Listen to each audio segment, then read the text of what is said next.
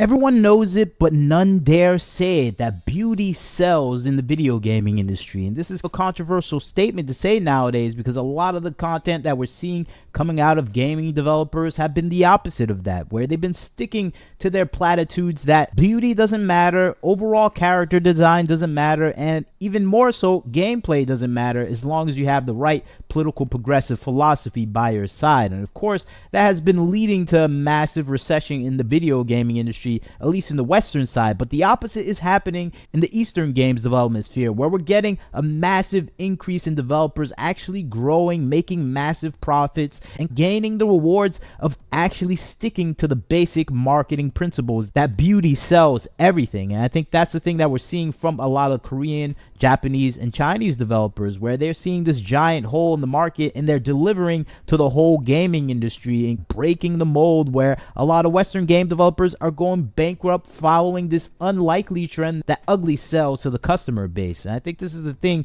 that I have a frustration with, along with a lot of other gamers, where they're just not making games for the game players anymore, and we're just getting a product that are based on developers just out of university with this high-strung political philosophy that they just want to inject into the gamer's face because that is more of their concern. But when you look at the basic principles of economics and business acumen that you need to actually start a development company, you realize you have to deliver to the customer. And I think that's what we're seeing with Shift Up CEO when he talks about designing a lot of the characters for his much successful Nikki series and of course Stellar Blade. And you can see his comments right here where he says he goes with his instincts. He tries to design something actually appealing and attractive for the customer base, and that's what he gives out with Nikki and Stellar Blade, the two biggest franchises for his company. He likes to make something that users like and want, but also do it because he likes it. And I think these are the things that are absent in the gaming industry nowadays, where we just don't have that perspective anymore of actually making something that a gamer wants to play. I think that is the thing. And unfortunately, it's continuing on in this way, where you're having conversations on X Twitter where people are saying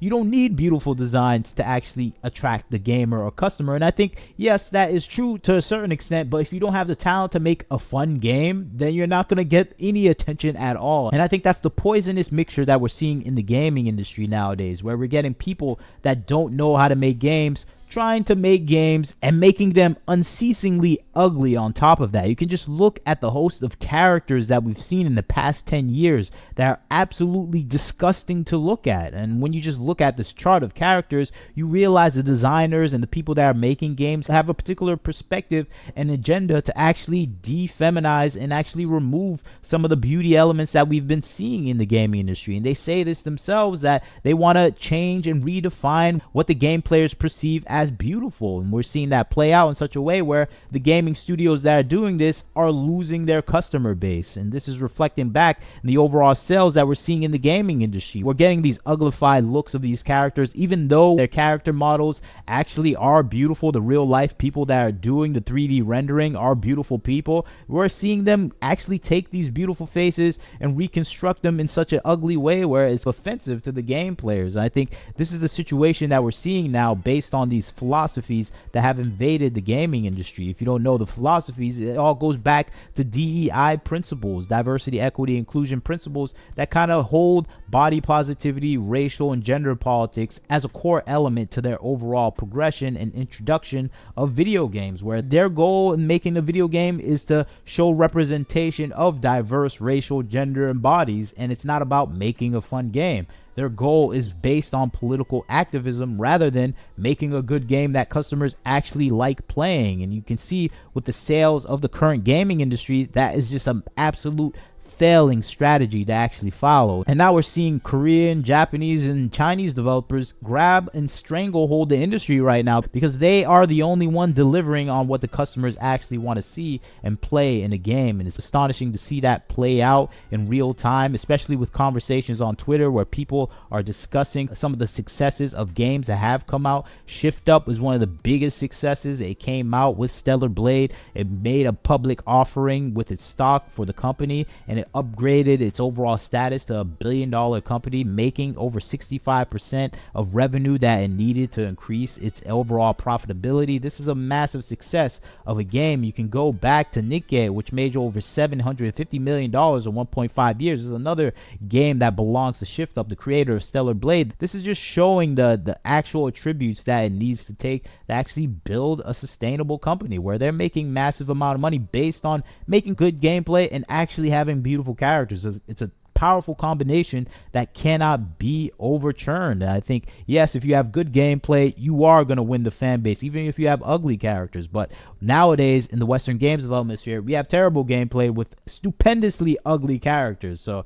it's a double mixture of terrible elements that is just going to lead to destruction of the gaming industry. You can see this reflected back in Ubisoft as its shares drop after the release of Star Wars Outlaws, which was a game that was trying to follow this uglification model with bad gameplay, and it's resulting in the overall bankruptcy of Ubisoft itself. You can go back to what we saw with Kill the Justice League. It lost Warner Brothers over $200 million, and it was supposed to be their headlining, always online game that makes them millions of dollars, and it's still dumping money into this game. And you can see it with its ugly models and overall character designs for a lot of the female characters. And I think this is what's lending to the kind of deconstruction of the gaming industry, where we're just making games to be ugly with ugly characters that are in every single game. One of the key actors that we keep seeing is the popular Mad TV actress. She's in almost every single game, and everyone's just tired of seeing her face. Well, you don't want to call her anything ugly or anything, but we just see her everywhere, and they don't change her face, and it's kind of annoying to see someone in every single game that is having the similar look. And this is the issue that we're seeing in the gaming industry, where they're trying to sell us this less than attractive look and trying to tell us that's beauty, when in actuality we know what beautiful is. We know marketing 101. We know what sells is what's on the left, and we know what doesn't sell is what Forspoken did, which is she was not a terrible looking character, but the overall character, gameplay, everything was unattractive, and what she looked like was unattractive as well. Not to say she doesn't look good, but it's just, okay, it just look like a plain person. It doesn't really capture my attention. You have to make things exotic and fantastical to attract people's attention. And I think that's the thing that we're losing on this side of gaming, where marketing is taking a dive in the industry, and people are not following basic principles because they're blinded by their political progressive philosophies. They want to implement that in a way that is conducive to pushing their ideology to the gamer and player base, when the gamers are not there for that. And you can see this with games like Dustborn in comparison to some old school Mortal Kombat games, where these games are selling characters while the games that are coming out nowadays are selling an ideology that no one wants to accept, because in general we just don't want to look at you. If no one wants to look at you, no one's going to play your game, no one's going to hear any of your philosophies, and it's just something that doesn't even compute with their overall goal of implementing these ideologies. You got to have something that attracts the attention of the customer base, and they're not even good at that with the overall character design. And it's funny to see this play out, but nonetheless it's playing out in this way because the people that are now in the Western games development sphere are just not concerned with these elements, and it's unfortunate.